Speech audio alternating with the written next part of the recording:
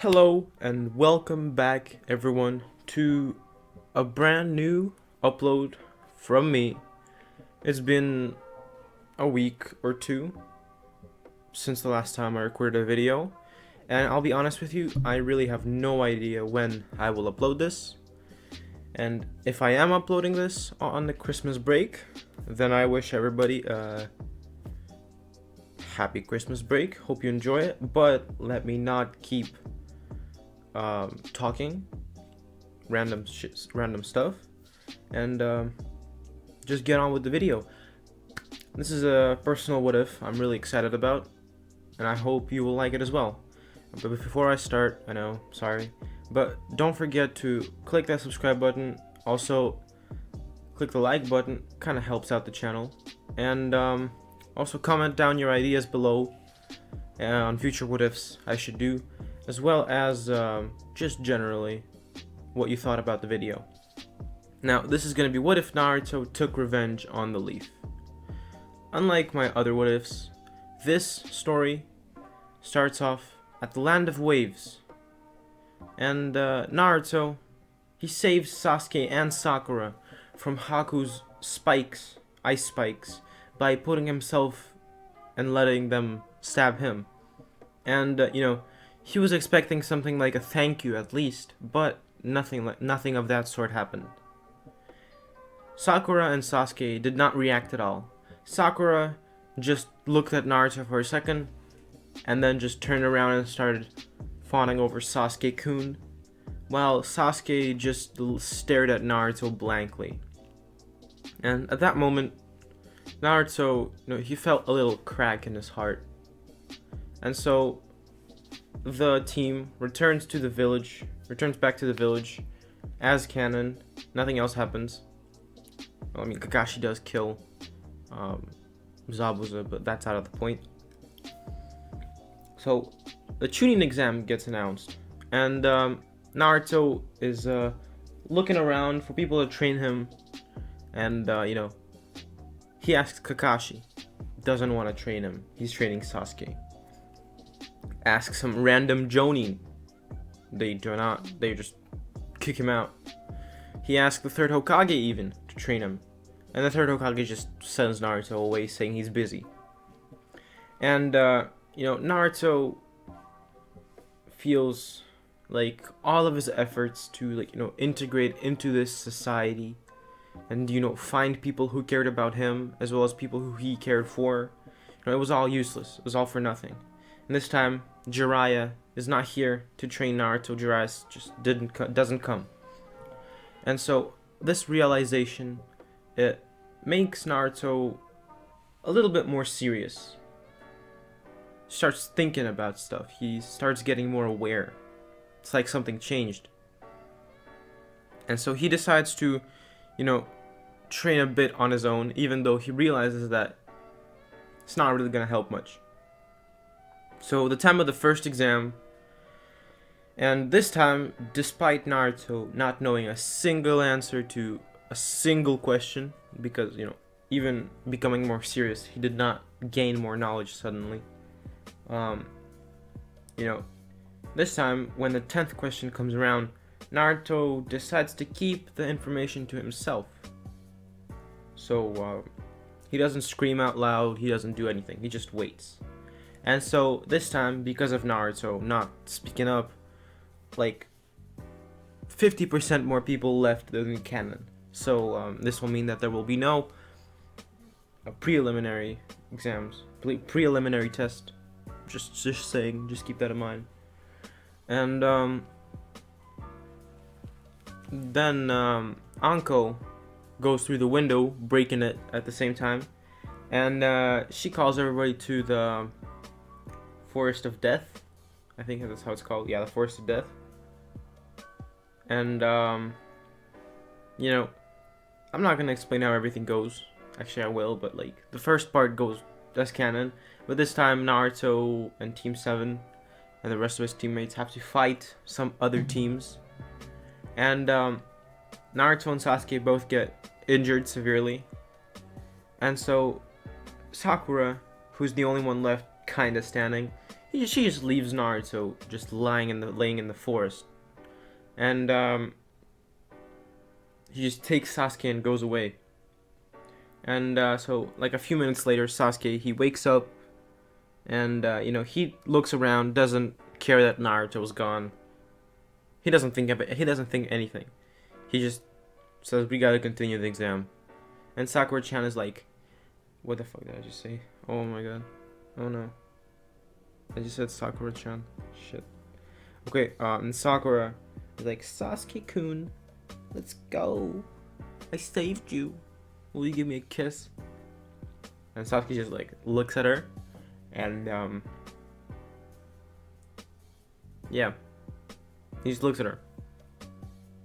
That's when a weird man with a grass village headband appears and says with a very like a snaky voice, he's like, "It seems that the Uchiha is also affected by the mental seals. Lord Third and Danzo, you really did try, but it won't work." And that's when the strange person just touches Sasuke's forehead, and Sasuke just passes out. Orochimaru then looks at Sakura, who's shit Sakura literally just shit herself, and Orochimaru doesn't even care. He just punches her in the face with like 50% of his power, which should have killed her, but it didn't. Just plot armor. For some reason Sakura pissed the man off so hard, and in the end, they are both passed out, and the man just disappears. And so, like, I'll say, like, 30 minutes later, Sasuke wakes up at the same time as Sakura, and then he looks around and is, like, actually worried this time. He's like, "Huh? Hey, where's Naruto?" And Sakura's like, "We don't need him, Sasuke-kun." And then that's when Sasuke realized what Sakura did, and he's like, "You bitch. He's our teammate. How could you?" And Sakura's like, "Sasuke-kun, why you gotta be so mean?" And Sasuke held back the masculine urge to slap the living soul out of her, to perform the Reaper Death Slap on Sakura, but he did not. He held it back. And so, in the end, Team 7 does not pass the Chunin exam because it was already too late. Now, you might be wondering, what exactly happened to Naruto? Where is he? Where's my boy?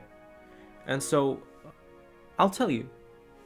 Because Naruto, he wakes up and, looks around and sees that he's in the hospital. And he's like, "How did I get here?" He looks outside the window and, he looks at the village. He used to always feel love and sympathy and the urge to protect this place, but not anymore. He doesn't feel love. He doesn't feel the need to protect this place. He feels disgusted at looking by it. He feels disgusted by looking at it. And he actually finds it a bit strange. But then he remembers what happened in the forest. And we do a flashback. In the forest, Naruto, he wakes up after being left by Sakura. And he's like, "Why am I not surprised that she left me?" Wow. Okay. What am I supposed to do now? Should I just leave the exam? Yeah, that'll show them. But whatever. That's when a weird person appears wearing a grass headband. And he's like, "Uzumaki and the Jinchuriki. Seems you have seals on you as well.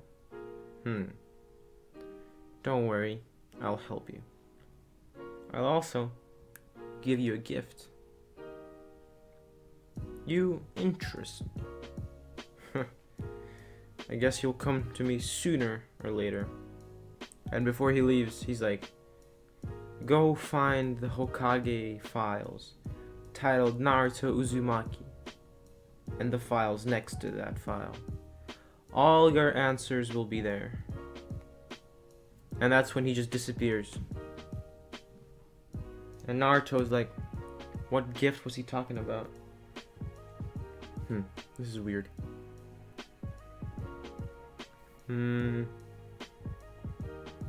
Maybe I should listen to what he said. I mean, I have nothing to lose. I don't plan on staying in this village for long anyways. So, I should sneak into his office once again. And so, Naruto, for some reason, felt like Anbu were watching him. And so, he somehow got the idea of creating a shadow clone to divert the Anbu's attention. And so the shadow clone just went outside and started doing, the old Naruto stuff, jumping around, screaming at everyone, I'm gonna be Hokage and stuff. Meanwhile, Naruto himself waits till night to strike. And so, when night strikes, actually, Naruto changes clothes from this weird orange stuff that he always used to wear. He now just wears black stuff, black clothes. And so he sneaks into the Hokage's office, and he knows that the Hokage is now busy with organizing the third part of the Chunin exams, and so he won't really be in his office much. And so he sneaks into the place where he found the scroll of sealing, but this time he searches for other scrolls, and this time he finds one titled Naruto Uzumaki, case number 659. Don't ask why it's that number. And he reads the case, and he realizes that the village put mental seals on him. For one, they put loyalty seals to the village. This way Naruto won't betray it and won't think of ever doing that. The second seal was the dumbness seal. This made Naruto a lot dumber, it gave him a lot less brain power, sealing the rest. This is why Naruto was always acting like a fool. They also implanted a seal which made Naruto want to become Hokage, which drew Naruto even closer to the village. And lastly, they sealed away his genes. Not the genes you wear on your legs, like the genes, like the DNA. And next to that sentence was a little paper with weird writing on it. And so Naruto decides to leave it for later. Actually, no, my bad. Naruto touches the paper, and he somehow understands that he needs to pour some chakra into it. He does that, and then Naruto feels a very, very intense pain all around his body, especially his head starts hurting a lot. And so, he holds his head, barely holds back the urge to scream, but he doesn't pass out. He pulls through it. And so, like a few minutes later, when the pain stops, Naruto doesn't really notice anything weird, except for the fact that he has better eyesight now for some reason. Don't ask why. It's not what you think. And so Naruto also finds that Sasuke had seals placed on him, and he finds that in another file next to his own. And Sasuke had mental seals that gave him hatred for Itachi, and mind warping, which gave him illusions of what really happened that night. It gave him illusions of loyalty to the village as well, just plain loyalty to the Hokage and Danzo, as well as a complete memory wipe of what actually happened during the night of the Uchiha massacre. He also had seals of carelessness for the Jinchuriki.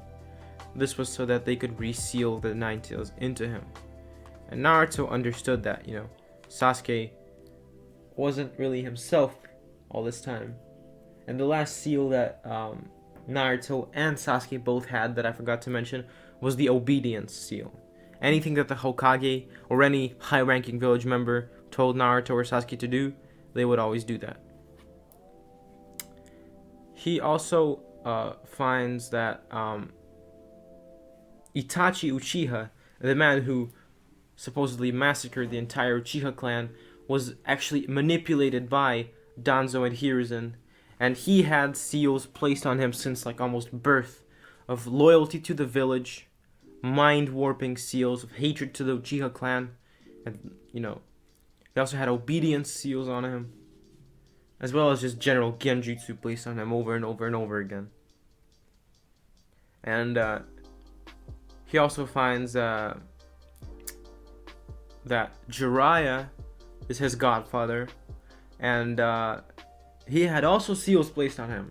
When Naruto was born, Jiraiya came to the village searching for his godson, but instead got attacked by Danzo, Hiruzen, and Root Anbu, who he did manage to fight off for some time, but in the end, he got seals placed on him, and the seals were carelessness and even hatred for Naruto, for, blaming Naruto for killing his student Minato, as well as obedience to the Hokage and the village council.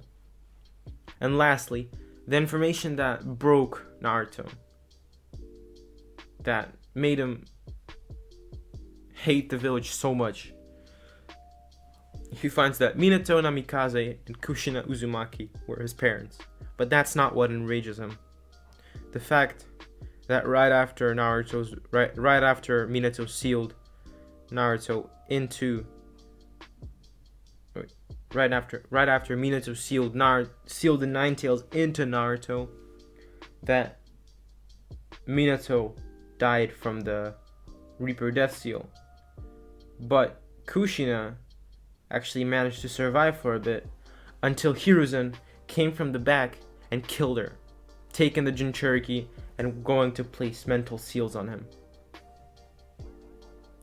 And he also finds some information that Hashirama Senju, the first Hokage, wasn't who he led everyone to believe.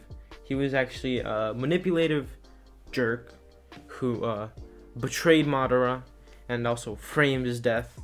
And he was actually a very bad person, with the only goal in mind was to just wreak chaos on the world. And it was also wrote that Hashirama instigated the First and Second World Wars before dying. And and so Naruto then feels again a sudden pain, and this time Naruto just passes out, and he appears in a weird place. It has like sewers everywhere and water, and he starts walking down the corridors until he enters a giant room, and there's a giant cage, and a voice comes out of there. "Come closer, boy." And Naruto is like, "So I am a Jinchuriki. That weird person was right. So you are the Nine Tails," Naruto said out loud. And the Nine Tails said, "Yes, I am. I am the reason you were hated, the reason you were despised." And Naruto's like, "Yeah, I don't blame you." And that's when Naruto heard like a cough out of the cage, and he's like, "What? You don't blame me? But I'm the reason that everything happened to you." And Naruto's like, yeah, but you were put under genjutsu, that's what I read, and you were controlled, so it's not really your fault. I was controlled as well, so I understand you." And Kurama and Nine Tails is like, "What is your name, boy?" "I'm Naruto Uzumaki. What about you?" "Kurama. You can call me Kurama." And so the two, they're not really friends, but they're more like partners in crime, sort of. And then Kurama says, "You're stronger now that your Uzumaki genes have appeared, awakened, sort of." And Naruto's like, "What?" And Kurama's like, "Think about a mirror, and then look into it." Naruto then thinks about a mirror, and it appears. And Naruto, in the mirror, sees that his hair color changed and his eyes changed. Now, instead of bright yellow hair, it is blood red. And instead of light blue eyes, his eyes are yellow. And Naruto's like, what? What is this? And Kuroma's like, only royal blood males of the Uzumaki clan have yellow eyes and red hair at the same time. This means that you will be able to unlock chakra chains when you are 16. And also, there's someone coming, so you better get out of here. And Naruto gets out the mindscape, somehow knowing how to do that, and he immediately hides behind like a shelf and hides his chakra presence without even knowing how to do that. He just subconsciously does that. And he sees Sasuke come into the room and start looking around. And, Naruto decides to come out. And, he appears behind Sasuke with a kunai to his neck. And he asks Sasuke, why are you here? And Sasuke's a bit bamboozled by Naruto's appearance, and he's like, I have to find the files related to me. And Naruto's like, seems that you also met that strange man in the forest. Sasuke then nods. Naruto then gives Sasuke the files related to him, and Sasuke reads them, and after that he awakens the 3 Tomoe Sharingan. And he looks at Naruto and he asks, what are we gonna do about this? And Naruto's like, even though I don't really like you, Uchiha, I'll work for you right now. How about we leave the village and we take revenge later? We leave this village now to get stronger. I have a feeling that man is the key. And Sasuke's like, yeah, I thought the same thing. And, what do we do about Kakashi? Oh, and I also forgot to mention that Kakashi has also seals of obedience and memory warping and mind warping. I forgot to mention that. So Sasuke's like, what are we gonna do about Kakashi?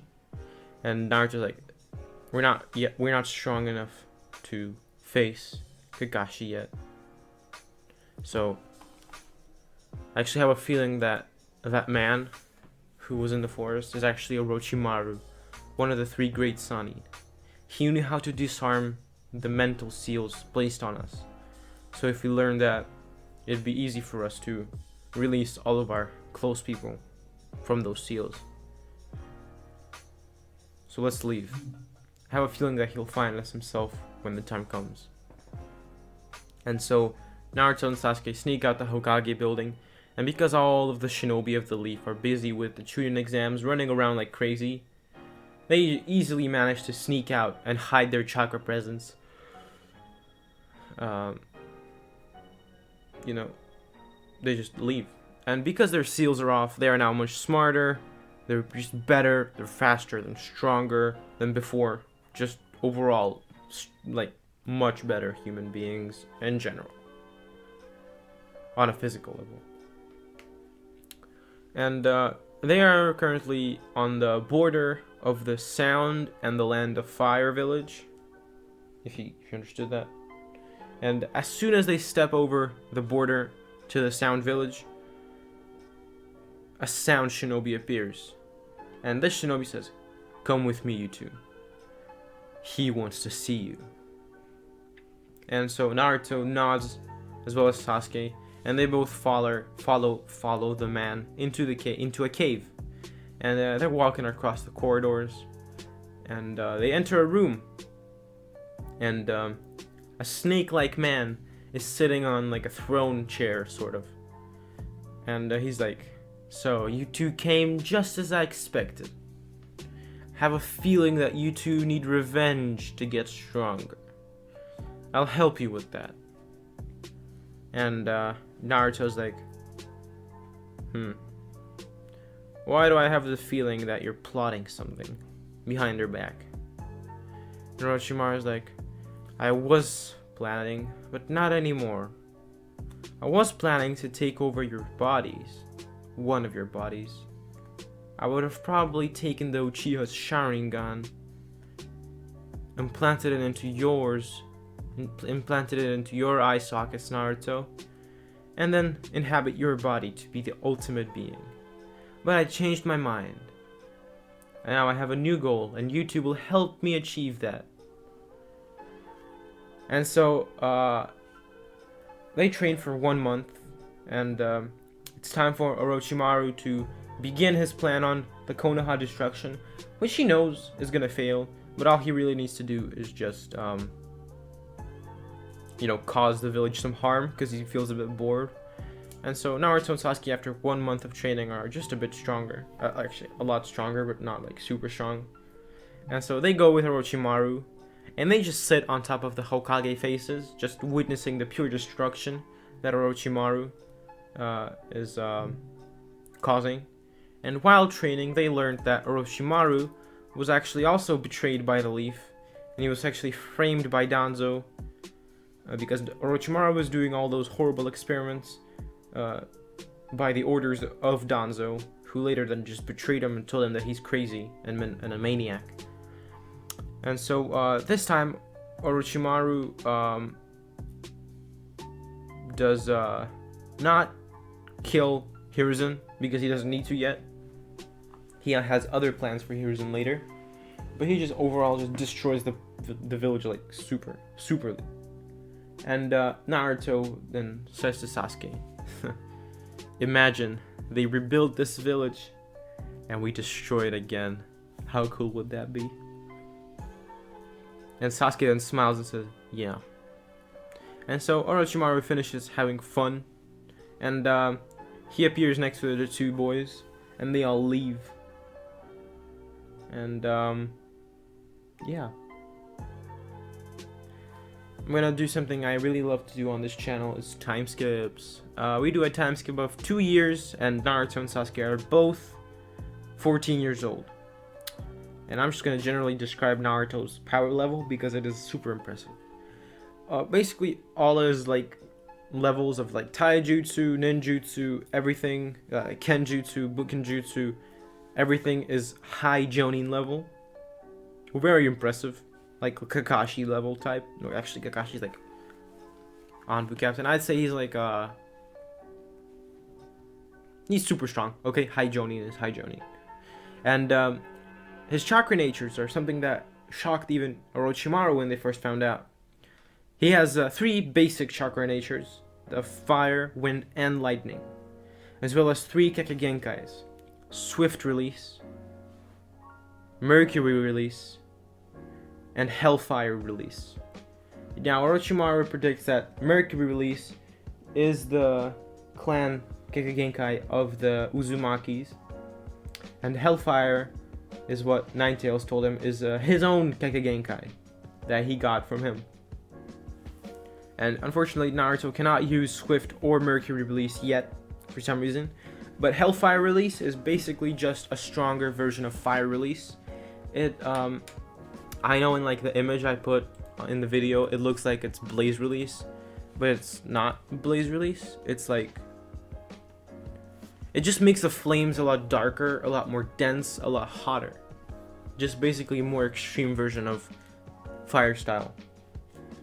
And, Naruto, after 2 years of training, feels like he's gotten the most he can out of Orochimaru. And he decides to actually go to the Whirlpool Village to find what he can about the Uzumakis. And I forgot to mention that Naruto already knows how to break a few mind-warping seals, but he can't break complex seals like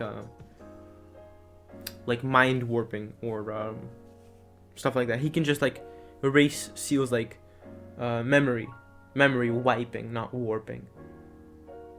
And so Sasuke decides to stay with Orochimaru to train more, because Sasuke does not have the Mangekyo yet. He's not ready for it. And yeah, we cut to Naruto on the border, and he has already reached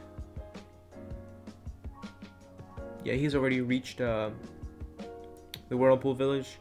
He goes there by boat, and as he's about to reach the island, a giant freaking crab appears. It's just a giant red crab, and the crab starts attacking Naruto super ferociously. It's like super fast. And Naruto barely has the time to react. Like, Naruto barely got out of that fight with the crab. Like, Mr. Krabs was like overpowered in this What If. I should make What If titled What If Naruto was Mr. Krabs. Naruto just one-shot Madara and stuff. But Naruto barely manages to escape Mr. Krabs. Mr. Krabs XL. Double XL. And he goes on the island and starts looking around. He sees the pure destruction everywhere. All the buildings are ruined. There's still stains of blood left everywhere. But for some reason, no corpses, no bodies. And he goes to the center of the village and sees that out of the temple in the center, smoke is coming out of the chimney. And so he pulls out a sword. His sword, it's like Sasuke's sword. Yeah. So he pulls out a sword like that and is on guard. And so he walks into the house, starts looking around, sees that, yeah, it's been taken care of. It's very good condition. Like somebody was just there. And that's when somebody put a blade to his neck from behind. And a voice of a man, a very deep voice, asks, "Who are you?" "I am Naruto Uzumaki. What about you?" "I am Ren Uzumaki." "Why are you here, Naruto?" "I'm here to gain knowledge of my clan." And the man then says, "Turn around, look at me." Naruto looks around and sees a man with long red hair, pale skin, and a weird pendant with a circle and a triangle inside. He doesn't really mind that for now. And so the person, Ren Uzumaki, Ren looks at Naruto and is shocked. He's like, "Red hair, yellow eyes, so you're a royal blood. You must be Kushina's son." Naruto's like, "Yes, I am." And so Ren is like, "Then it is my duty to help you gain knowledge about our clan. And but first, I have to see how you fight. If you do not manage to impress me, I do not care whether you're a royal blood or not. If you don't even stand a chance against me, you're a disgrace to this clan." And so they both go outside and they get into fighting positions, and Naruto immediately, he doesn't take any chances. He says, "Hellfire style." He doesn't say hellfire, he just says fire style. Fireball jutsu. And this time a very dark red fireball comes out. And Ren manages to pass it easily, but even though he was like 1 meter away from it, it still burns off his hand. And Ren is like, "Oh, you burnt off my hand. Impressive." And Naruto's like, "Wasn't expecting that." That's when Naruto just says, "Wind style, wind blade." And 3 wind blades come out, and while Ren is busy blocking them, Naruto runs behind Ren, creating 2 shadow clones. One goes into straight taijutsu, while the other one just starts supporting the clone with shurikens. And Ren is having a pretty easy time, at the same time just somehow regenerating his limb at insane speeds. And at one point Naruto comes out of the ground trying to grab Ren's legs to pull him in for the headhunter jutsu, but Ren just jumps up and stomps on Naruto's face a bit, and then kicks Naruto in the face away, and appears behind Naruto and just puts his scythe, his 5-bladed scythe, to Naruto's neck. And he's like, "Very impressive. Although, not yet. I'll train you. You'll become much stronger." And so I will train you in kenjutsu and ninjutsu. In ninjutsu, I will train you with our clan's Kikagenkai, which I'm sure you have. Mercury release, one of the strongest releases out there. It's deadly. Even a single drop of mercury can lead to severe consequences. And if it's an Uzumaki royal blood, then a nano ounce will be enough to kill 5 men. Impressive, right?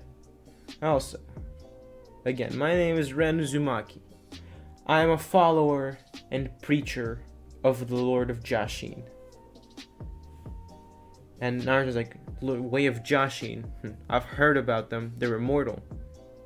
And Ren is like, yes, we are immortal. I'll tell you about the cult of Jashin's history.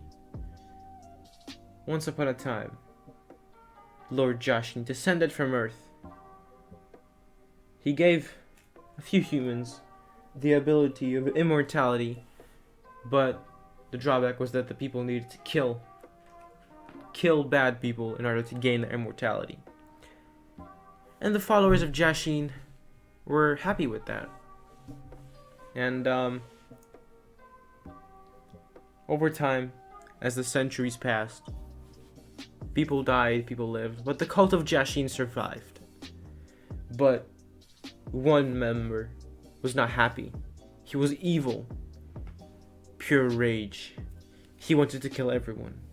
And so him and another 10 members left the cult of Jashin, going on a massive killing spree across the lands. Today, there are only a few of outside Jashin followers remaining, as well as our own. And I'm gonna hint to Hidan, who is a member of the cult that left the main branch. Yeah. And so Ren is like, over the years, the other branches' techniques have become weaker, while ours have only become stronger. We can live longer than them. We don't age as fast.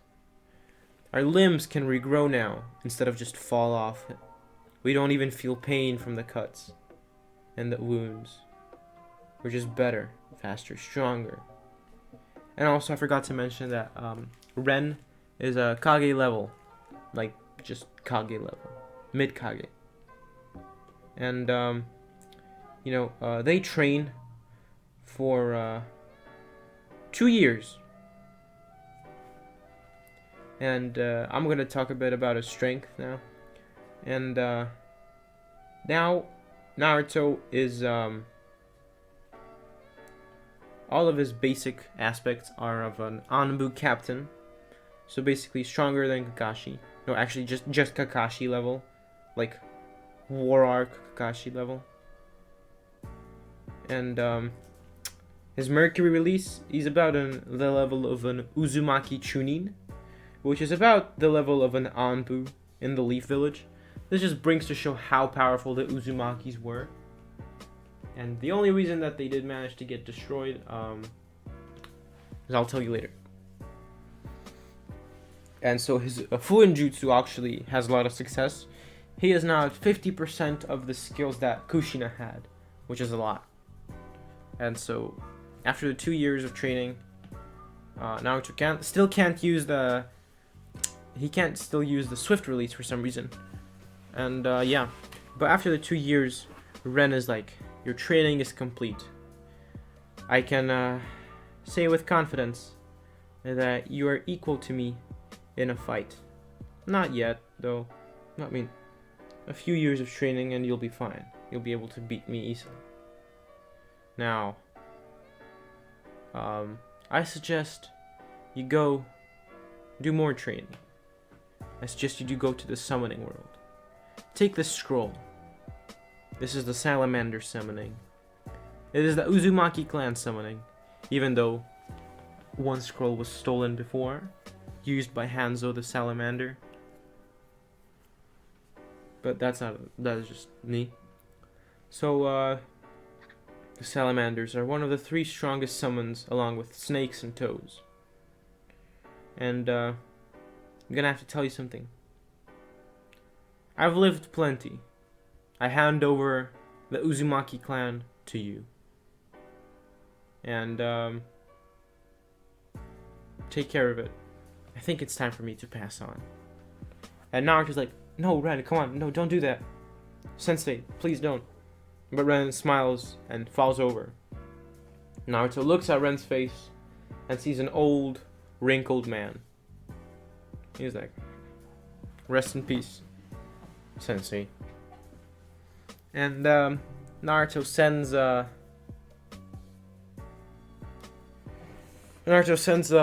Sasuke and Orochimaru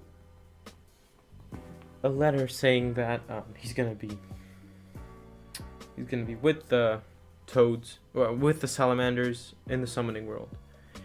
But before he goes, he buries Ren and finds a scroll in Ren's back pocket.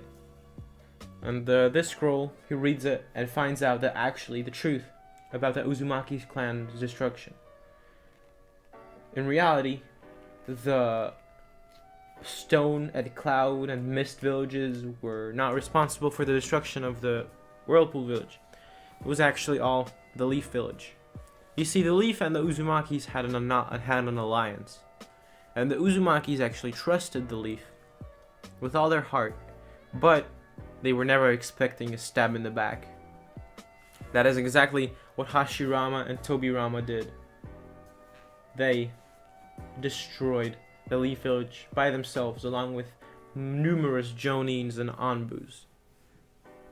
Now, despite all of the Uzumaki's clan's strength, they could not predict what would happen, and so they were wiped out.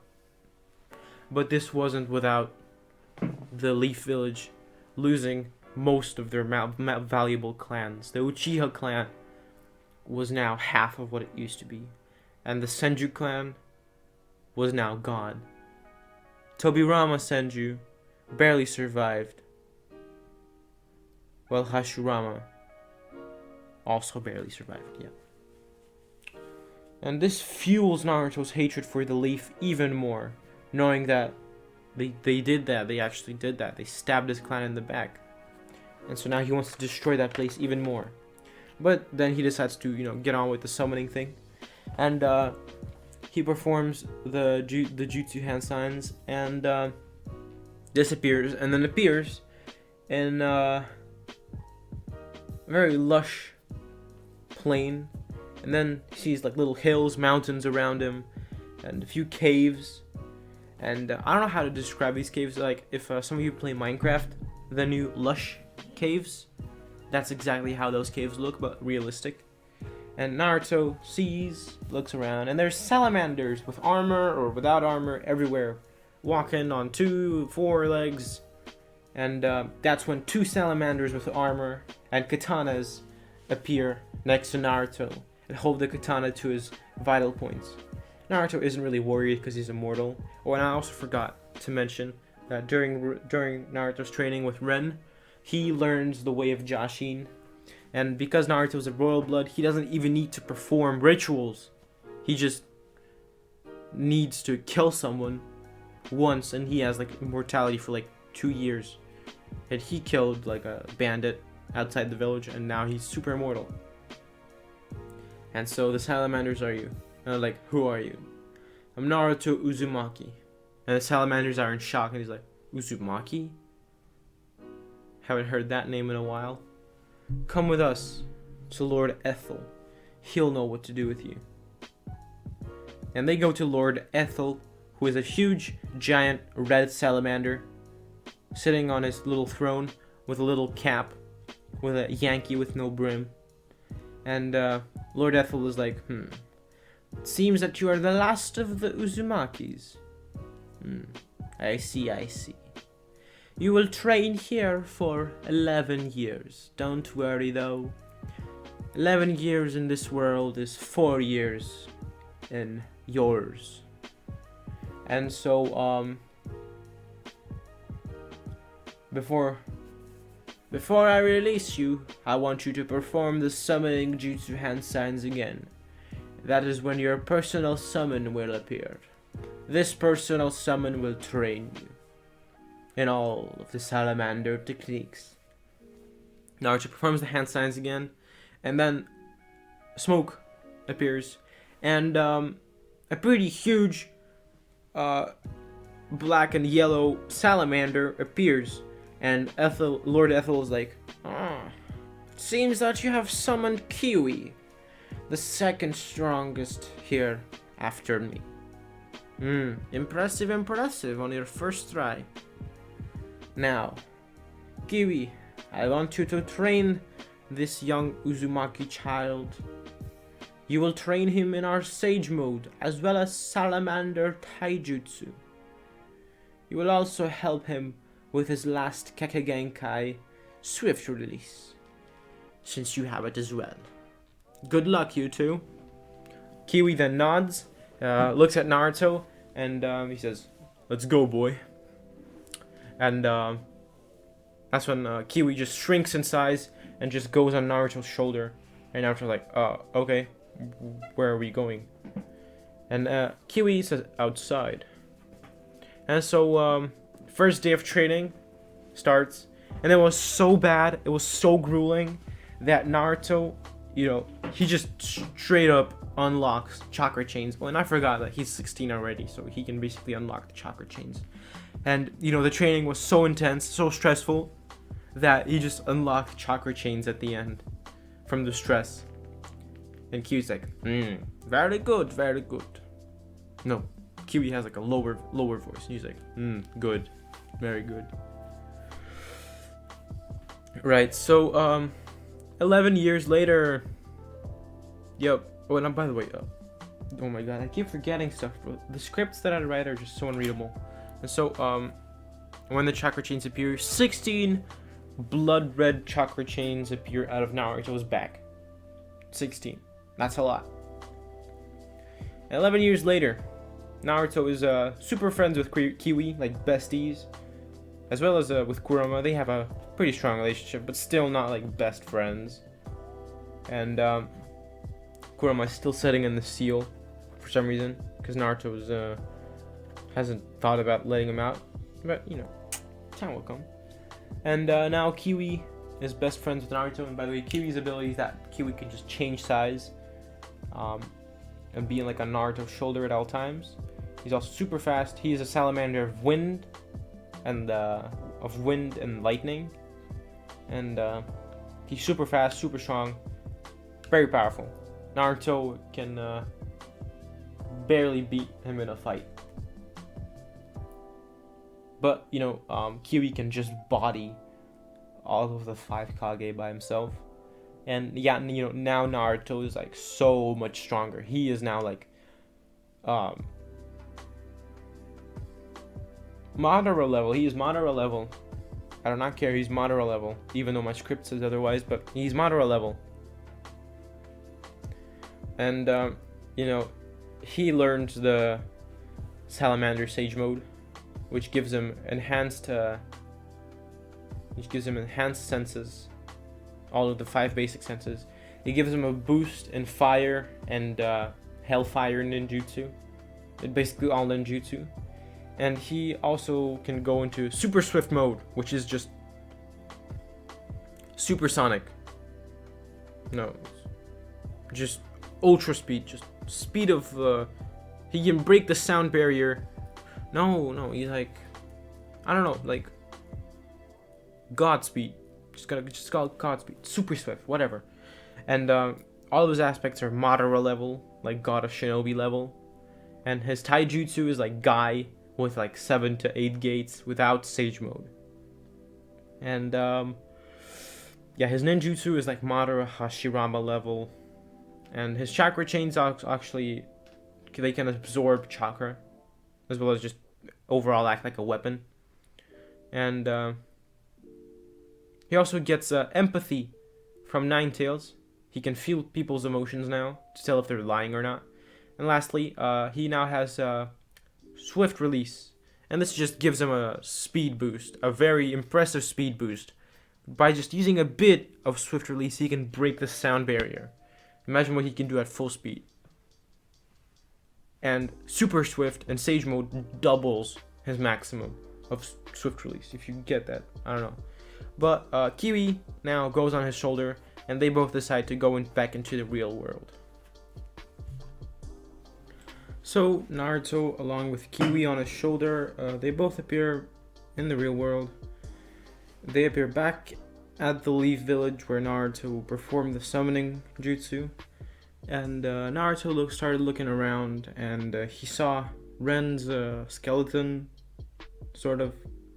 And, he decided to give Ren a proper burial. And, he makes him a grave near the temple. He sheds a little tear remembering all the fun times they had.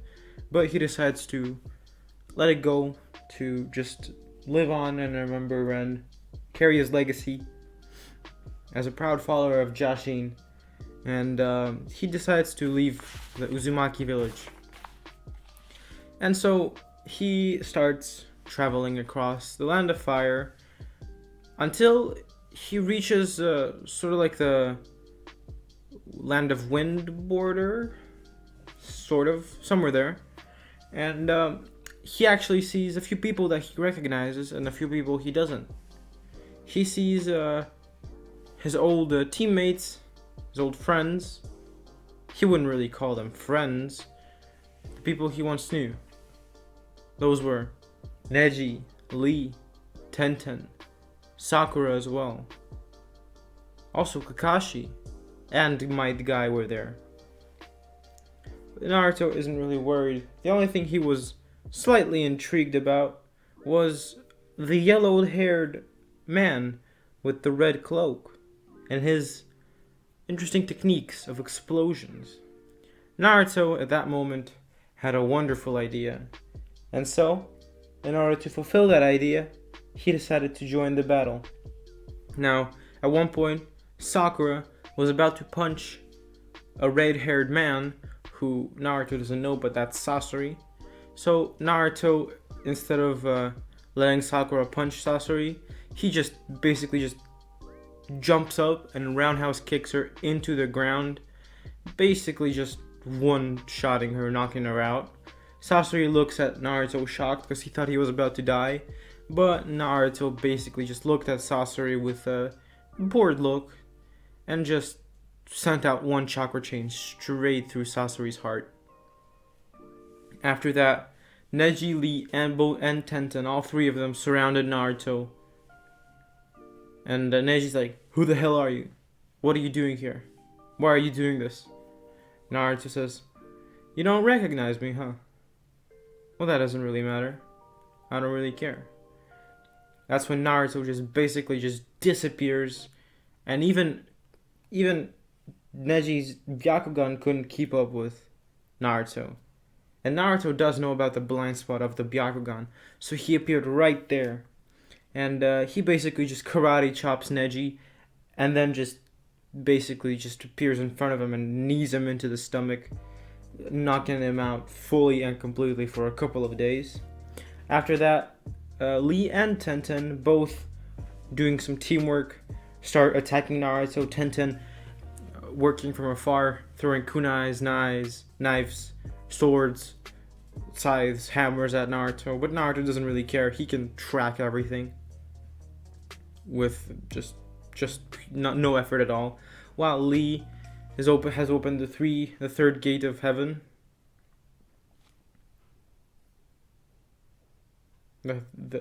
He has opened the third gate, right? And he's just trying to punch Naruto, just get him to give up positions. But Naruto ain't about that. So, at one point, Naruto just looks at Kiwi next to him, who's still sitting on his shoulder, just basically napping. And, Kiwi wakes up and is like, "Yeah, sure. Whatever." So, Kiwi just says nothing and just breathes out basically a majestic destroyer flame. Just literally just frying up Tenten and Lee. Not to the point where it'll kill them, but it literally just knocks them out and kind of makes them look like KFC's hot bucket, sort of crispy fried chicken. Amazing though. And last on the list was Kakashi and Guy, as well as the yellow-haired man. And the yellow-haired man actually decided to kind of stay and look at the fight, since he was actually very intrigued by this weird person that just killed his teammate. And the thing that intrigued the man the most was his fighting style. He felt like that was also true art, along with his explosions. These two things, they were resonating with each other. They were true artists of their craft, true masters. And so he decided to stay and look a bit more to see where this will lead to. And so Kakashi appears in front of Naruto as well as Guy, and Kakashi's like, "Why are you doing this? Stop right now." And Naruto's like, "Kakashi-sensei, don't worry, everything will be over in just a second." That's when Naruto again uses 75% of his swift release without Sage Mode, and basically just goes behind Guy, starts fighting Guy first, because actually in Naruto's mind, Guy is more of a threat than Kakashi. Since Kakashi can barely keep up with like 50% of swift release, 75 is just too hard for Kakashi's Sharingan to keep up with. And so Naruto is just in a fight of taijutsu with Guy, and Guy is literally no problem for Naruto. It's just easy. Guy is good at taijutsu, he's amazing, he's the best in the leaf, but Naruto is way above that. So at one point Naruto just dodges one of Guy's many attempts at sucker punching Naruto, and Naruto just basically appears behind of Guy and just punches him into like this back area of his head, which just knocks him out. Yeah, that's when Naruto, a bit of a heavy breath, but he's fine. Naruto looks at Kakashi with sort of a crazed look in his face, but he immediately stops. After that, activates 100% of Swift Mode, appears in front of Kakashi. After that, concentrates his chakra into his fingers and touches Kakashi's forehead. After that, Kakashi's body is numbed, and Kakashi just fell to the ground unconscious.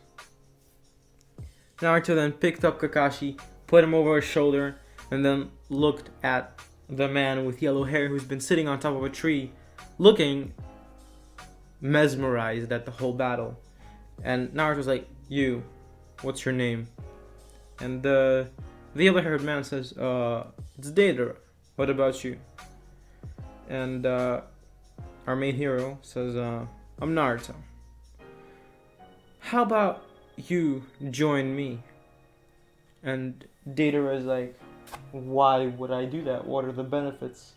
And Naruto's like, "Your explosions.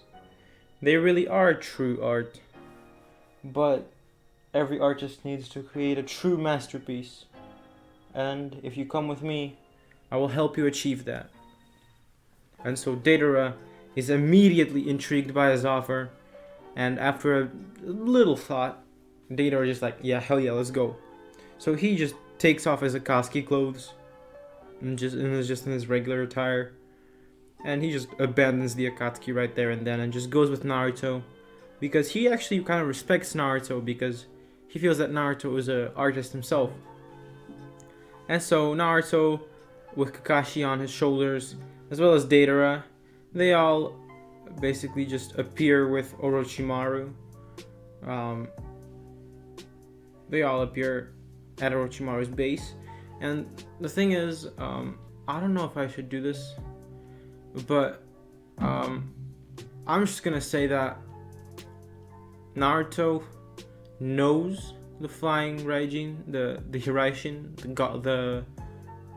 the dance of the Thunder God, basically Minato's technique, but it doesn't really match with his swift release style. So he just uses that for transportation of himself, other people. He just places a seal, and whoever he wants to transport there gets transported there. But he doesn't really use it on kunais and stuff. he just puts it on walls and stuff and just uses that for transportation. If you understand, yeah. And so they all appear at Orochimaru's base, and Deidara is like, where are we? And Naruto's like, we're at Orochimaru's hideout. And Deidara is immediately, a bit surprised by the name of Orochimaru. He's like, that traitor? And Naruto's like, look who's talking. And Deidara was like, yeah, whatever. And so Naruto just shows Deidara a spare room where he can stay for now. And then he puts Kakashi in another room. And then goes to say hi to Sasuke and Orochimaru. And, they talk a bit about how everything's been going. Sasuke is, pretty strong. Very strong, actually. But not stronger than Naruto. No, he's not. He ain't. He just ain't that type of dude. Oh, and by the way, guys, I forgot something. I needed to tell you that when Naruto came out of the summoning world, the way that he looks now is tall, red-haired man already, with yellow eyes. He's got about a 18-year-old body. He's about like what height should I give him? Come on, like I'll give him like 190 square, like 190. He's 190 centimeters. If you're familiar with feet, I'm sorry, I'm not American. I don't know what feet is. I don't know, like 6 foot.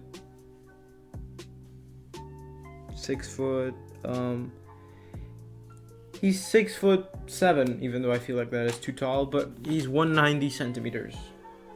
And he's got a body of an 18-year-old, but keep this in mind. This is very important for the development of the story. He has the mind of a 27-year-old. Since he's been in the summoning world for 11 years, his body aged appropriately to the real world, but his mind, it matured with the summoning world. So that is how he looks, just to keep it, because I forgot to just mention it. Yeah. And so Naruto says hi to Sasuke and Orochimaru. They all talk about how everything's been going, and Sasuke is a lot stronger than Kanon. I don't know if I already talked about his strength, have I? After the time skip of 11 years, 4 years in the real world. But I'm just gonna say that he's on the same level as Itachi now. He has the Mangekyo. Yeah, he has the Mangekyo. He has everything. He's good. He's chilling. And, yeah. But he's nowhere near Naruto again.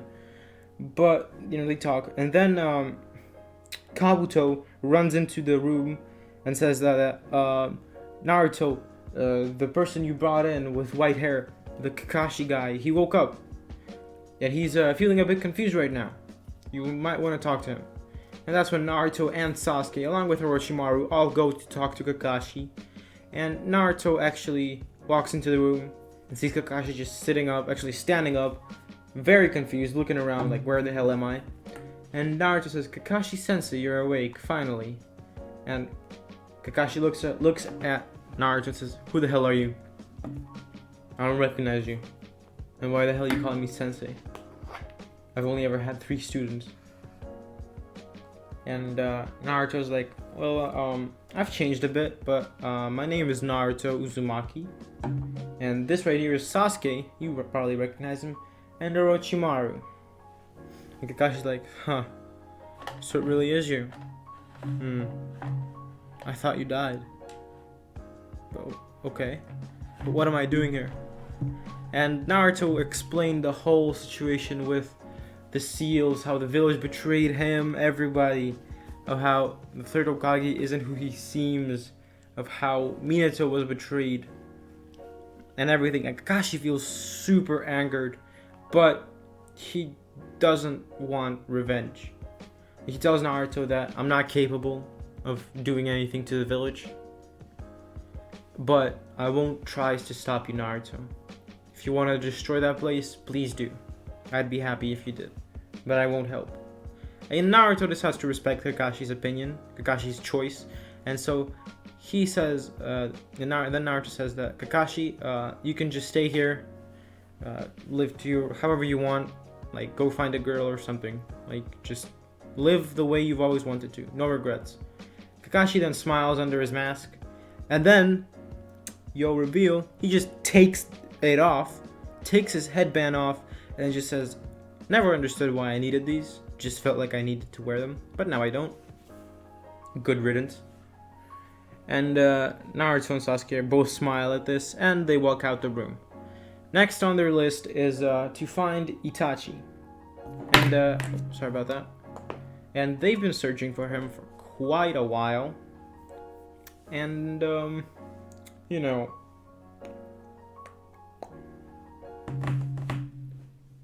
they actually get some info that Itachi and the immortal duo, or the immortal duet, I don't remember how they're called, Hidan and Kakuzu basically, that Itachi, Hidan, and Kakuzu are in the Land of Fire, the temple, on a mission trying to kill a certain monk. And Naruto and Sasuke both know that this is a perfect opportunity to capture and free Itachi from the mental seals that keep him. And so Naruto already has seals placed in the Land of Fire temple, or pretty close there. So they just immediately teleport there, the two of them.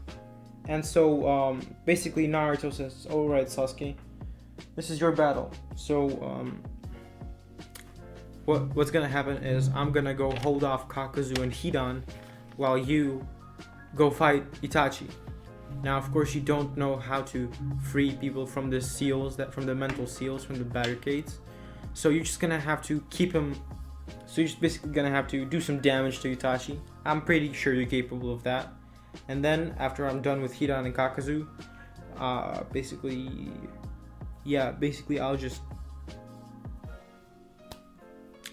I'll just come for Itachi then. And so they both split ways. And so Sasuke appears in front of Itachi, and Itachi sees Sasuke and he's like, "Oh, little brother, have you finally got enough hatred yet? Have you come to finally kill me? Do you have the eyes?" And Sasuke is like, "Yeah bro, sure, whatever." And so Sasuke then activates his Susanoo, and Itachi activates his Susanoo. And this time I'll say that Itachi has a bit more time to live, so he's not really holding back. And so they're pretty much going at it full blow speed. And Sasuke's sending Amaterasu's at Itachi's Susanoo, and Itachi's Susanoo is blocking it with his Totsuka blade, sealing it with the shield and stuff like that. Meanwhile, Naruto appears in front of Hidan and Kakuzu and immediately just sends 5 chains at insanely high speeds at Kakuzu's hearts, piercing them all at the same time, killing Kakuzu instantly. After that, Naruto whips out his sword or something, and he sees the little symbol on Hidan's neck, and he's like, "So you are a follower of Jashin?" And Hidan is like, "You're familiar with the way of Jashin?" And Naruto's like, "Yes, I happen to be one myself." That's when Naruto shows his own little pendant. And Hidan then gets a little crazy smile, and he's like, "Shall we battle it out then?" And Naruto's like, "Yes, that seems like the most optimal choice in this situation." And that's when Naruto grins maniacally and just activates 100% of Swift Mode. Takes out his second sword or kunai or whatever. He doesn't have any permanent weapons, he just uses whatever he wants. And he basically just, in a split second, appears behind Hidan, who's already chopped into like 10 different pieces. And Hidan's head is like, "Yo, what the hell, man? How'd you do that?" And Naruto's like, Your faith in Jashin is weak. I'm superior to you. So, I've dug you a little hole in the ground. You can enjoy it there. Have a good day." And that's when he just kicks every single piece of Hidan into the little hole. A pretty huge hole. And just digs it back up. And Hidan is basically stuck in the ground, just suffocating. And he'll basically die soon. That's when Naruto looks back at Sasuke and Itachi. and both of them are pretty worn out. And Naruto feels like this is the perfect time to strike, so he just activates again like 100% of Swift mode, and just appears in front of Itachi, who was about to like do a pretty huge attack on Sasuke. He just appears in front of Itachi, touches his forehead with 2 fingers, and focuses chakra to his fingers, and that's when Itachi just falls to the ground. And you know, the mission is complete. Naruto and Sasuke take Itachi back to the base, and again, the little time passes like 2 hours. Itachi wakes up with a massive headache, and he's like, "Oh, what happened?" And Naruto and Sasuke both walk in. They explain everything, and Itachi is super mad. He's angry. He's sad. He feels super guilty for everything that he's done, because he was doing it under the control of Danzo and the Hokage, and he wants to destroy the village. Like, no joke, no scam. He like actually just wants to rip the place apart and every single person in it. Because like, I'll tell you guys something. I never found out the real reason why, you know, Itachi was trying to protect the village so hard. Why did he choose his family over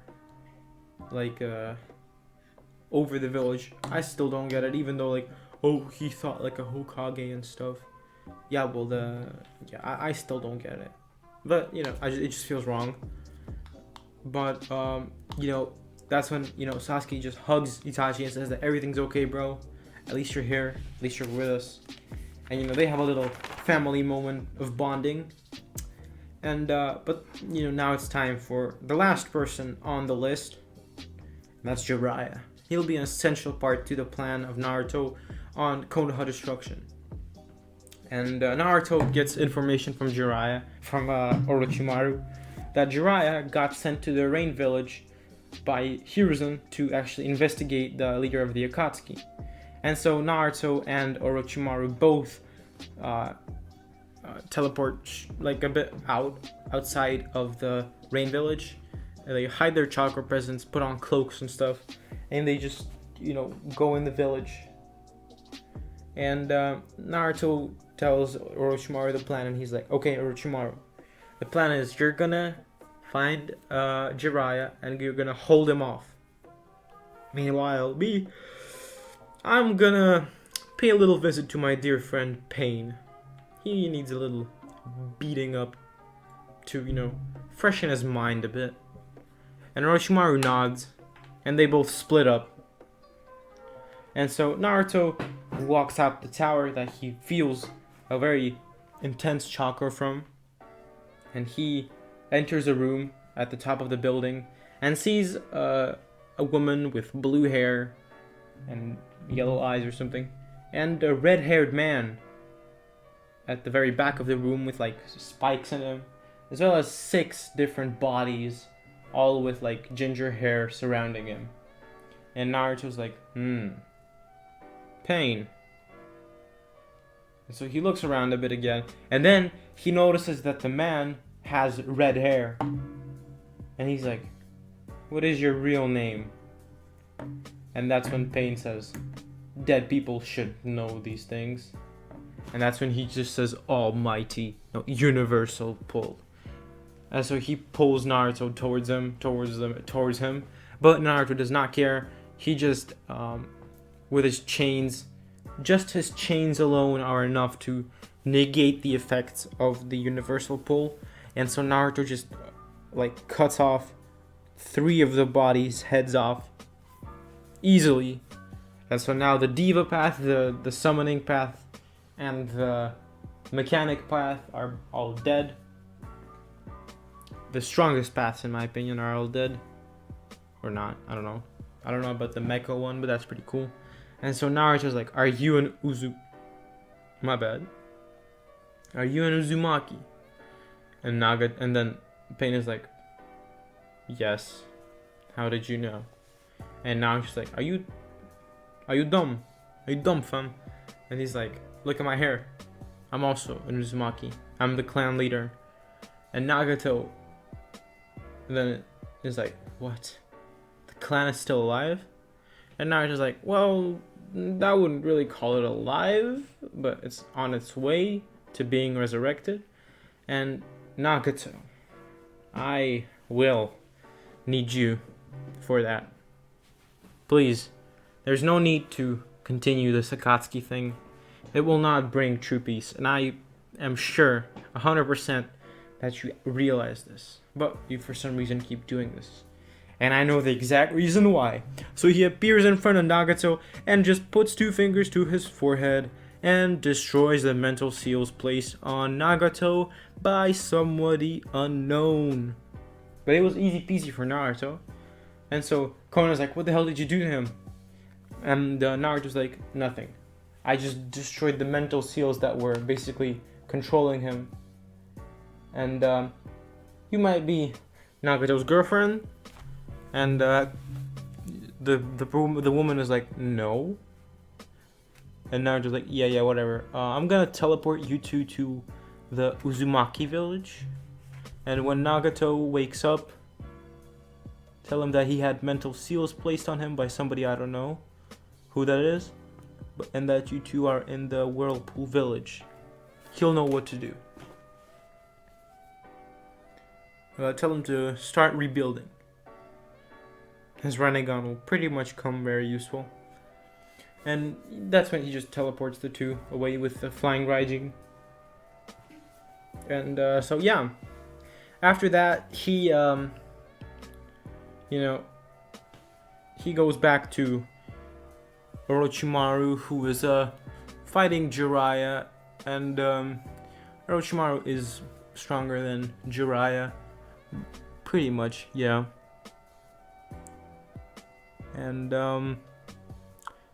Naruto just appears in front of Jiraiya while he's distracted, punches him in the face, says, oops, sorry Godfather, didn't mean that. That's when he just appears in front of Jiraiya, who's midway flying, and just touches his forehead with 2 fingers and frees him from the mental seals. Yes, finally. That's when Naruto looks at Orochimaru, nods, takes Jiraiya, and all 3 of them just get teleported back to the base. And Toby, the man, he saw everything that happened. And this man is nervous. This man is worried. So while Naruto, Jiraiya, and Orochimaru are pretty much busy a bit at the base, he teleports to their base and kidnaps Kabuto. And then with the help of Zetsu, he places mental seals on Kabuto that make Kabuto resurrect, basically perform the, how's it called, the reanimation jutsu on a certain someone. Oh, it was actually, yeah, on a certain someone. And so Jiraiya wakes up at like a few hours later, and Naruto tells him everything. Jiraiya is super duper mad. He's super angry that the village let his student Minato die, and that they did that to his godson, and that they made him hate him, and it's very bad, and he wants to destroy the place. And so Naruto's like, I think we're finally ready for the plan. The Leaf Village will fall. This will bring a new era to the shinobi world. And so Naruto, Orochimaru, Jiraiya, Itachi, and Sasuke, they all appear at the Hokage Mountain.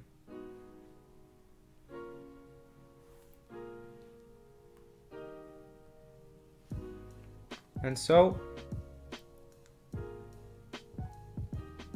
unexpectedly, something happened. While Naruto was about to begin telling them about the plan, he only managed to tell Deidara to start setting up explosives all around the village, his most powerful ones. And that's when Toby appeared behind Naruto, grabbed him by the shoulder, and teleported him away in an instant. And Naruto just didn't have the time to react since he was focused on something else. And so Naruto appears in a desert tea place, and he sees a person sitting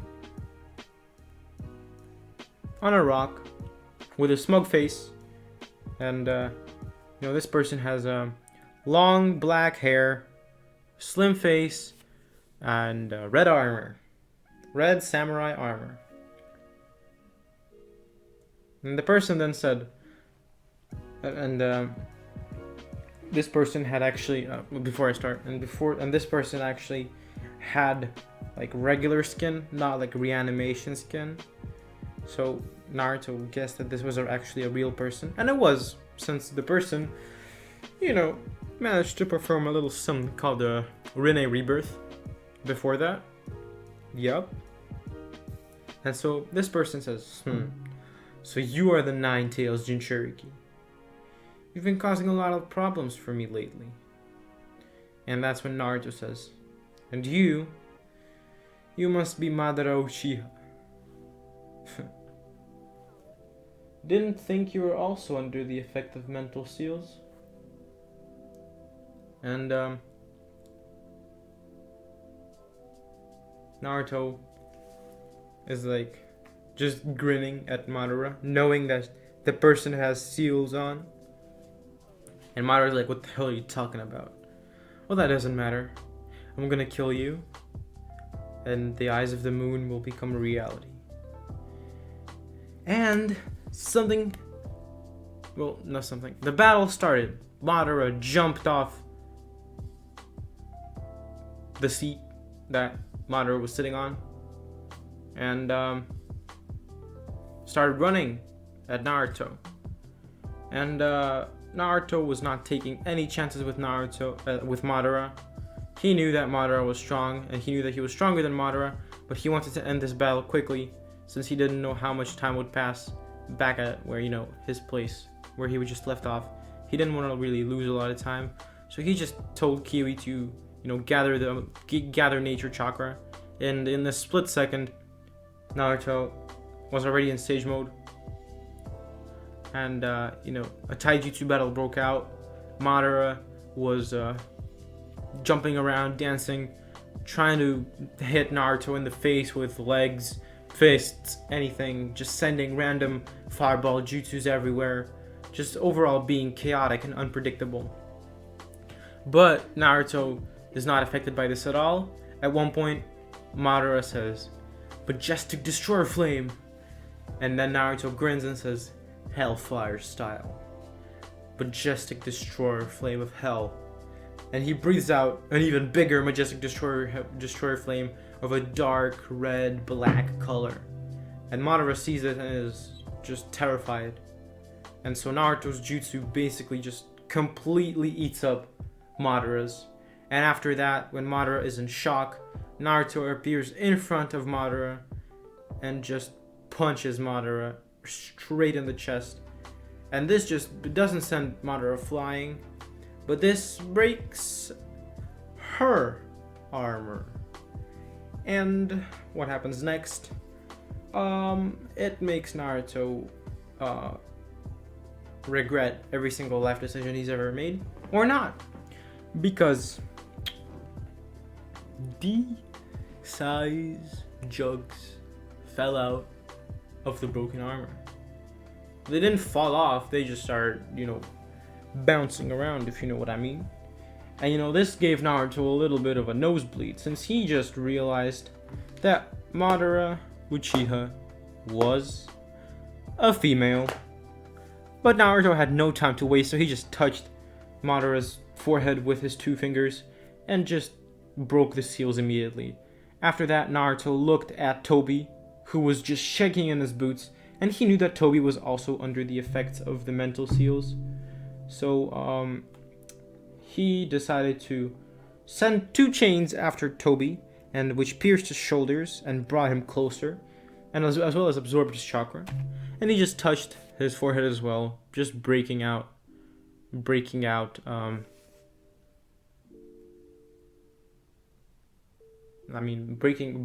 Obito out of the seals. But Naruto doesn't really care for Obito. He's very intrigued by Madara. And so, Madara wakes up in 1 minute exactly because she is super strong. She don't need like 2 days to wake up. And so Naruto asks her about what happened. And she says that,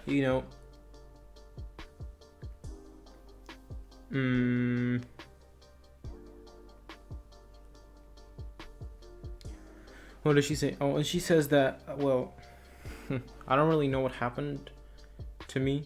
Well, actually, I do know. Back in the day, kunoichis were considered weak. And so she decided that she wanted to be strong. And so she pretended to be a boy. I'm sorry for this sounds a bit sexist, but the shinobi world is a tough place. It really is, yeah. And so, when Izuna died, Zetsu corrupted her thoughts and gave her thoughts about taking revenge, as well as the eyes of the moon, just a bit. But after the battle with Hashirama, Zetsu finds Madara half dead and plants Hashirama cells in her, and he gives her a full idea of the eyes of the moon. And she tells him that she never wanted to destroy the Leaf Village. But now she never wanted to destroy the world. She just wanted to take revenge on the Leaf for all doing all those horrible things with her brother, her little brother, her clan. He wanted to kill Hashirama. And Naruto's like, well, we have the same goal. Just let me ask you a real thing. How old are you? And Madara says that, I died when I was 27. So now I'm 27. Yes. Madara is 27. Naruto is mentally 27. Weird shit, I guess. And so they just nod at each other, and they both teleport back to the Leaf Village, back to where they left off. And they scared the living hell out of the whole team. And Deidara, who's already finished setting up the explosive, is like, "Where the hell were you, Naruto? And who is this?" And Naruto's like, "First off, for how long was I gone?" And Deidara's like, "For 10 minutes, but it's fine." And so, "Who's this?" And Naruto's like, "Meet Madara Uchiha, our new teammate. Please welcome her." And everyone was like, "Her?" And Naruto's like, "Yes, her. We'll talk about this later. But now the plan needs to be, it needs to be sort of put into action, I guess." And the whole team just grins. And Naruto looks at Deidara, snaps his fingers, says, "It's time for the ultimate masterpiece, Deidara." And that's when Deidara says, "Katsu!" And the whole village just bursts up in just a huge boom. And already after the first wave, there is pretty much nothing left of the village. And that's when the first, the second, and the fourth Hokage appear on the ground. And the fourth Hokage was looking at Naruto for a second. And then he looked at his other two people next to him, the first and second. And he's like, "See you later." And he appears in front of Naruto and says, "Who are you?" And Naruto says, "Dad, you don't even realize your own son, huh?" And Minato's like, "I knew it was you, son. Let me guess. You're destroying the village?" And Naruto's like, "Hell yeah. Want to join us?" Minato says, "Hell yeah." But then Naruto's like, "Dad, how the hell were you two resurrected? I pretty much broke that Obito dude out of the genjutsu he was under, out of the seals." And Minato says, "It was sort of like a black goo who did this. And he called himself Zetsu, and he tried to control me and the rest of the other two Hokages." he said Hokages with the very hateful tone. And yeah, Naruto's like, I think that's Zetsu. Read a bit about him. We gotta stop him. But you know, Hashirama already has created a wood dragon, and Tobirama already started, you know, making some water style jutsus. And you know, Madara looked at Hashirama and she's like, Hashirama, I've been waiting for a little rematch. And Hashirama's like, why you again, Madara? You want to destroy the place we built together? And Madara's like, we didn't build this place. Certainly I didn't. You built this place out of manipulations and lies. And I'll destroy it. And I'll destroy you along with it. And you know, I'm just gonna say that Orochimaru. No, and I'm just gonna say that Minato looked at the second Hokage, and he's like, I guess I'll take you on, Tobirama Senju. And Tobirama's like, you call me my second Hokage, boy. And Minato's like, you don't deserve to be called Hokage. And that's when Danzo, Hiruzen, and a bunch of Anbu appear. And Orochimaru, as well as Jiraiya and Itachi, all feel like this is their perfect chance of settling some scores. And so you guys pretty much know the battles. Meanwhile, Data keeps on blowing up the village, and Naruto and Sasuke are just sitting back and enjoying the view, I guess. Just, you know, I'm just gonna say that for the hell of it, they Naruto summoned 2 beach chairs and 1 umbrella and 2 cocktails, 2 drinks, 2 smoothies, and Naruto and Sasuke both have sunglasses on, and they just witnessed this pure destruction of the leaf, and both are so happy, it's unimaginable. And so I'm not going to describe how the battles went, you guys pretty much know. Orochimaru and Jiraiya both beat the hell, Orochimaru, Jiraiya, and Itachi both beat the hell out of third Danzo and his Anbu. Danzo's Izanagi and Izanami stuff didn't work. Itachi countered perfectly. And Madara versus Hashirama went extremely well. Hashirama, you know, Madara just beat the living hell out of Hashirama. Even though he was reanimated, he couldn't die. Naruto just decided to help out Madara just a bit. He teleported to her and sealed Hashirama away while he was regenerating chakra. Same thing he did with the second Hokage, with Tobirama, who was also a bit struggling with Minato, because Minato is super strong.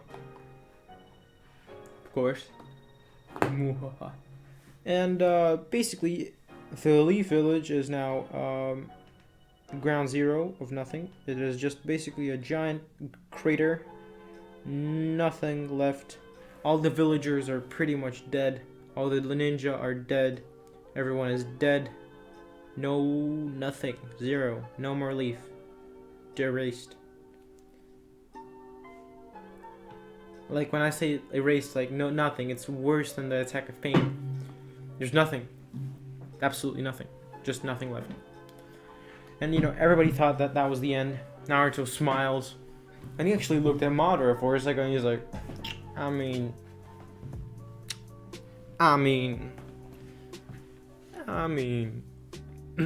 damn. She looked kinda cute though.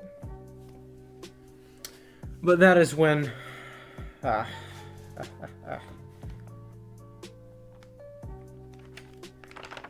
that is when 2, 3 men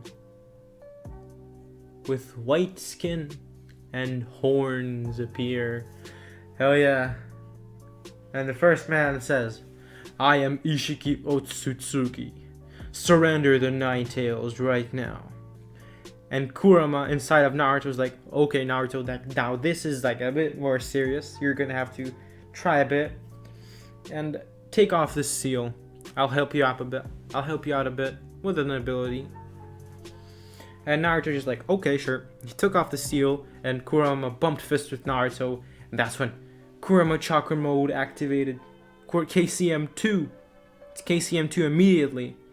And so Naruto got covered by this orangey chakra thing. And he then looked at, it's not Baryon mode, by the way. And so then he looked at the 3 white men. 3 white men, sounds funny. And he looked at them and started floating in the air. And that's when 16 chakra chains came out of his back, and he sort of like Doc Ock from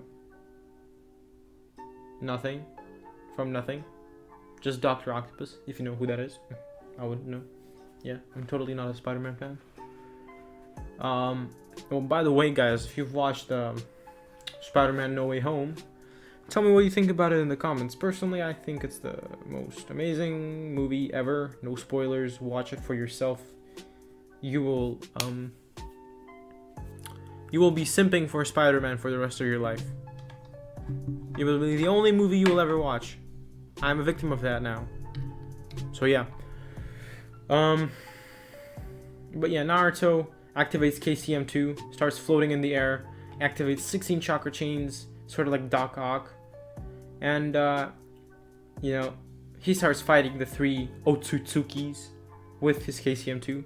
And Madara is helping him from the back, from the rear, with limbo clones, like invisible clones that even the Otsukis can barely track, and some random chakra rods that just keep flying out of nowhere. And you know, the Otsukis were not expecting this level of strength from Naruto. They thought this was going to be an easy battle, so they came unprepared as hell. They're not in the grind set to, you know, put in the work, put in the hours, take what's theirs, because it's not theirs. And you know, they have no more hours left on Earth, because, especially Momoshiki, Naruto just basically just, not Momoshiki, Ishiki. Naruto just basically just runs his hand covered with chakra through Ishiki's chest. And Ishiki doesn't die from this, so he doesn't place the karma yet. So Naruto just flies away because he feels like he shouldn't really kill Ishiki touching him, so he doesn't get the karma. He doesn't even know about the karma, it's a pure instinct. So he just jumps away and sends 3 chakra chains right through Ishiki's face, because Ishiki was stunned, sort of, you know, like video game stunned. He couldn't really do much. He was disoriented. So Ishiki just got headshotted, triple headshotted with chakra chains. He's dead. And you know, Momoshiki and Kinshiki, the other 2 who were there, they see this. So Kinshiki offers himself as a sacrifice to Momoshiki, and basically now Momoshiki's in like his black and yellow and white mode. But this is not a problem for Naruto again, because Naruto is just that beast. So Naruto just creates 50 clones who all transform into different people. Some of them, and actually one of them transforms into Ishiki Otsutsuki. Transforms into Ishiki and starts killing the clones, the other clones. So this is just to distract Momoshiki, thinking that Ishiki's still alive. And that's when Momoshiki, distracted, gets a fucking Rasen Shuriken from the blind spot of his Byakugan right straight to his neck. No physical contact, so no karma seal, no nothing. Momoshiki is dead, Kinshiki is dead, every enemy of Naruto and his gang is dead. So yeah. And Naruto just falls down to the ground, disactivating KCM2, because this was a really hard battle. I know it might have not sounded that, but you know, I can't really describe the visual prowess of Naruto animation, and you know, with words. But Naruto falls to the ground, tired as hell. You know, Madara comes running to him, helps him up. You know, Naruto kind of looks at Madara in like this cheeky way, and he's like, "Oh, Madara, after you know, I wake up again, you wanna go on a little night out with me?" And Madara's like, sure thing, whatever. And that's when Naruto passes out, and we all know the rest of the story. When Naruto woke up, him and Madara went to a little date, and after that, they did some intense studying on Fuinjutsu, because Madara really needed to learn that ceiling scroll thing. And yeah.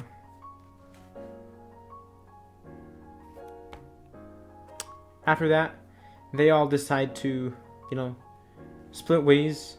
Jiraiya, Deidara, Sasuke, Itachi, and the Karin, who they found, Orochimaru, all the gang, except for Madara, they all went to the Whirlpool Village to live there, settle there, bring out new people. And Madara and Naruto decided to go on a journey across the shinobi world to see the world, find remnants of the clan of the Uzumakis and the Uchihas. And yeah, it's a happy ever after for the gang, for Naruto as always. Thank you so much for watching the video. Hope you enjoyed it. Please don't forget to click that subscribe button, smash that like button, as well as that notification button.